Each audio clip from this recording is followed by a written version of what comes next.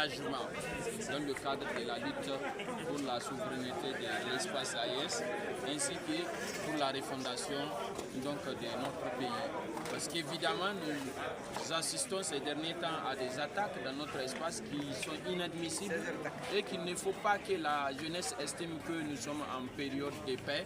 Elle doit être consciente de la guerre qui est en train d'être menée parce que lorsque plusieurs villes peuvent être simultanément attaquées de façon coordonnée, dans notre espace, je pense que nous sommes tous en danger.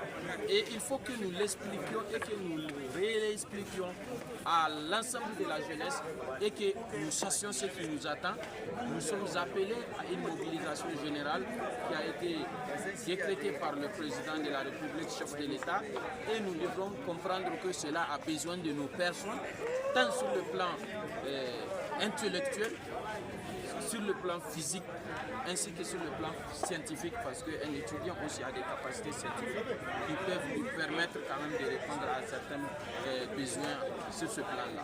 Et donc nous devons pleinement savoir jouer nos rôles, faire la promotion de la paix, d'abord à notre sein, au sein de la société, promouvoir la cohésion sociale et être des avertis, être vigilants, savoir dénoncer les personnes susceptibles de poser des actes d'insécurité, savoir être prêt en cas de besoin pour aller défendre la patrie à tout prix. Et je pense que cela relève d'abord de la responsabilité de la jeunesse avant d'être la responsabilité de la classe ancienne, parce que c'est à nous que, en ce moment-là, Dieu a donné ce privilège de s'estimer beaucoup plus fort.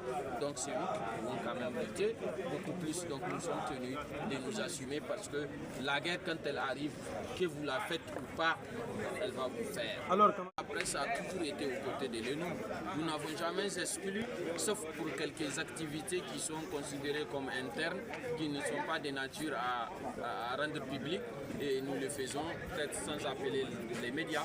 Mais l'ENU a survécu grâce aux médias.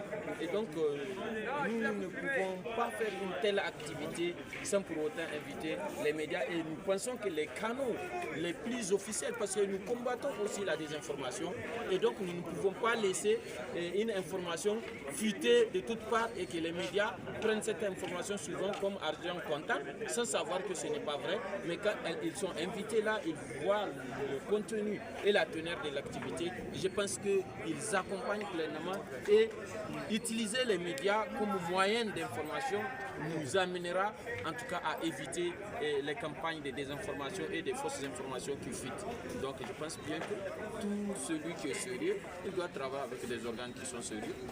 Oui, bien sûr, et donc c'est pourquoi nous ne pouvons pas occulter les médias dans nos activités, surtout une telle activité dite activité dîner de presse, son nom même l'indique. Donc l'implication des médias est fondamentale pour faire de l'activité une chose crédible.